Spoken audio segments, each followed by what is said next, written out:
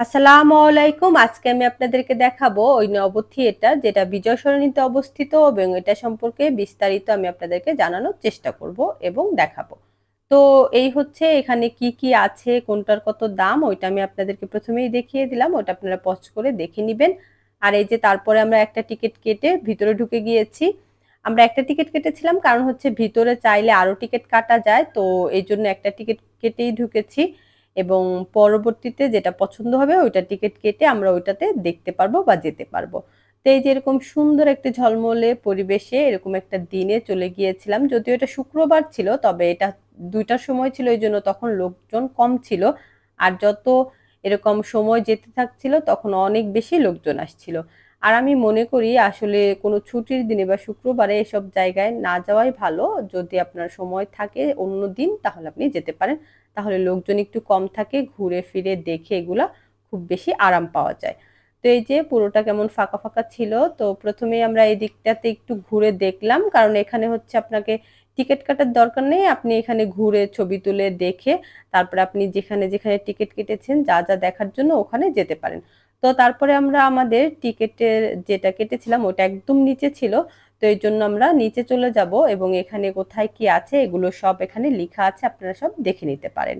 আর এই যে এখানে আবার একটা খাওয়ার এরকম একটা জায়গাও ছিল, রেস্টুরেন্ট ছোট। তো এখান দিয়ে আমরা তারপর আস্তে, আস্তে এই ভিতরের দিকে চলে গেলাম।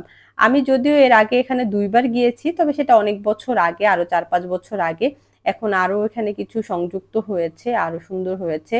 তো আমি মনে করি আসলে প্রতিটা বাচ্চাদের এখানে যাওয়া উচিত, এদেরকে নিয়ে যাওয়া উচিত এখানে। এই যে এটা ছিল ৳৫০ র টিকেট কিন্তু ওরা কেন জানি না ৳৬০ করে নিয়েছিল। তো তারপরে ১ম এ আমরা এটাতে ঢুকলাম আর এই যে এটা ছিল একটা বল দিয়ে তো ওটা ঘুরে, ঘুরে কোথায় যায় ওটা দেখে। আর এই যে পৃথিবীটা একদম শূন্যের উপরে আছে এরকম করে এই পৃথিবীটা করে রাখা। আর এই যে এখানে লেখা ছিল টাচ মি ওই সাইডে যে সুইচটা আছে ওইটা দেওয়ার পরে ভেতরে হাত দেওয়ার পরে মানে এটাকে ধরতে যাচ্ছি, মানে ধরতে যাবেন কিন্তু আসলে ধরতে পারবেন না। এটাই একটা খেলা, মজার একটা খেলা। তো তারপরে আরো অনেক কিছু ছিল যেমন এই যে একটা ছিল ভূমিকম্প মানে কত মাত্রার ভূমিকম্পে কতটুকু আপনার হচ্ছে এরকম হবে মানে এরকম কম্পন হবে এটা বোঝার জন্য এটা এখানে দিয়েছিল। মানুষ এখানে মজা করে এরকম একটা, একটা দেয় আর এই যে এটা আস্তে, আস্তে বাড়ে। ১ মাত্রা, ২ মাত্রা, ৩ মাত্রা এরকম করে। আর এই যে ম্যাজিক ভিশন যদিও এখানে আমি কোনো ম্যাজিকই দেখতে পাই নাই। দেখলাম এই যে এরকম টিপ দিলাম পরে এরকম দেখলাম কেউ একজন এসে এরকম খেলছে। তো যাই হোক তারপরে এখান থেকে চলে গেছি কিন্তু সামনে কিন্তু আরো অনেক, অনেক সুন্দর, সুন্দর সবকিছু ছিল। যেমন এই যে এটা একটা ছিল যেখানে সুইচ দিতেই পৃথিবীটা ঘুরতে শুরু করে মানে একদম যেমন আমরা যে পৃথিবীতে আছি মানে পৃথিবী ঘুরছে ঠিক ঐরকম করে।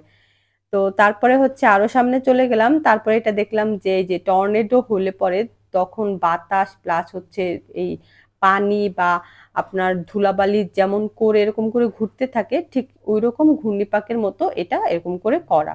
তো এটাও সুইচ দেওয়ার পরে এরকম হয়েছে। আর তারপরে ছিল এই যে পৃথিবীর সাথেই চাঁদ মানে যে পৃথিবীর কাছেই চাঁদ থাকে ওইটা আর এই যে হচ্ছে সূর্য লালটা। তো পৃথিবী যে সূর্যকে কেন্দ্র করে ঘুরে আর চাঁদ পৃথিবীকে কেন্দ্র করে ঘুরে ওইটাই হচ্ছে এখানে দেখানোর চেষ্টা করেছে। আর এই যে আরেকটা জায়গা যেখানে কিনা একদম ছোট, ছোট বাচ্চারা এরকম করে খেলতে পারবে। এটা কিন্তু একটা রুমের মধ্যে এগুলো সব। আর এই যে ওয়ার্ল্ড সাবমেরিন কেবল নেটওয়ার্ক মানে আমরা যে ওয়াইফাই বা নেটওয়ার্ক ইউজ করি এটা এরকম সাগরের মধ্য দিয়ে কিভাবে এসেছে এগুলা হচ্ছে এখানে আ এঁকে দেওয়া। আর এটা হচ্ছে একটা স্ক্রিনের মধ্যে দেখাচ্ছে। আর এই যে এগুলো হচ্ছে সায়েন্সের একটা বিষয় যদিও তো আমি এটা খুব ভালো জানি না।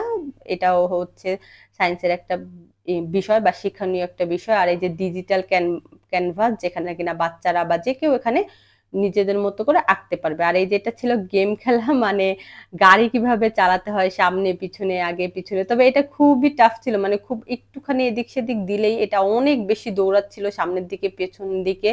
মানে এটা নিয়ন্ত্রণ করা খুবই কঠিন। নরমাল গাড়ির মতো না। এটা একদম মানে সহজেই শুধু এটা অ্যাক্সিডেন্ট হয়ে যায়। তো আর অ্যাক্সিডেন্ট হইলে পরে এরকম পুলিশরা গিয়ে তাকে ধরে এরকম করে মানে একদম জেলখানায় নিয়ে যায়। এরকম একটা মজার একটা বিষয় ছিল। তো এটা একটা গেম ছিল। তারপরে ওইটা দেখে আমরা সাইডে চলে গেলাম। এই যে ডিএনএ কম্পোজিশন মানে মানুষের শরীরে ডিএনএ কিভাবে থাকে এরকম একটা বিষয়। এখানে দেখানোর চেষ্টা করা হয়েছে। আর এটা আমার কাছে খুবই মজা লেগেছে যে, এই যে এটা মানে পিয়ানো। তো আমি মনে করছিলাম যে এখানে হাত দিয়ে বুঝি এটা বাজাতে হয়। পরে শুনি বা দেখি না।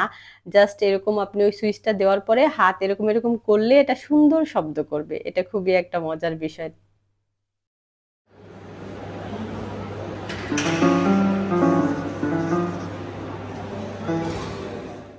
আর এই যে বাচ্চারা এখানে ২ জন ওরাও এখানে গেম খেলছে। তারপরে এটা রেখে চলে গেলাম আরো একটু সামনে। এটা আমার কাছে আরো বেশি মজা লেগেছিল যে আপনি পৃথিবীতে কত কেজি বা চাঁদে কত কেজি বা মঙ্গল গ্রহে এরকম একেকটা গ্রহে আপনি কত কেজি হবেন। তো এটাই হচ্ছে এখানে দেখাচ্ছিল। তো এরজন্য আমি এখানে উঠে পড়লাম। তো পৃথিবীতে কত এটা দেখে নিলাম। দেখে নেওয়ার পরে তারপরে তার পরবর্তী গ্রহগুলোতে কোনটাতে কত হব বাদবাকিগুলা চেপে এরকম করে দেখলাম। সো এরকম আপনারাও যদি চান দেখতে তাহলে কিন্তু অবশ্যই নব থিয়েটারে চলে যেতে পারেন এবং এখানে গিয়ে দেখতে পারেন। আর এখানে বাচ্চারা প্রচুর জিনিস জানতে পারবে, শিখতে পারবে এবং দেখতে পারবে। সো আমি মনে করি যে আপনার বাচ্চা যদি একটু বুঝে বা বড় হয় তাহলে এখানে আপনি অবশ্যই ওদেরকে নিয়ে যাবেন। আর আমি হচ্ছে আর কিছু দেখিনি কারণ ওগুলো আমি আগে দেখেছিলাম। তো আপনারা আপনাদের বাচ্চাদেরকে নিয়ে বা আপনারা ওগুলো গিয়ে দেখে নিতে পারেন। আর আমি এরপরে গিয়েছিলাম সাময়িক জাদুঘরে। তো ওই ব্লগটা দেখতেও ভুলবেন না।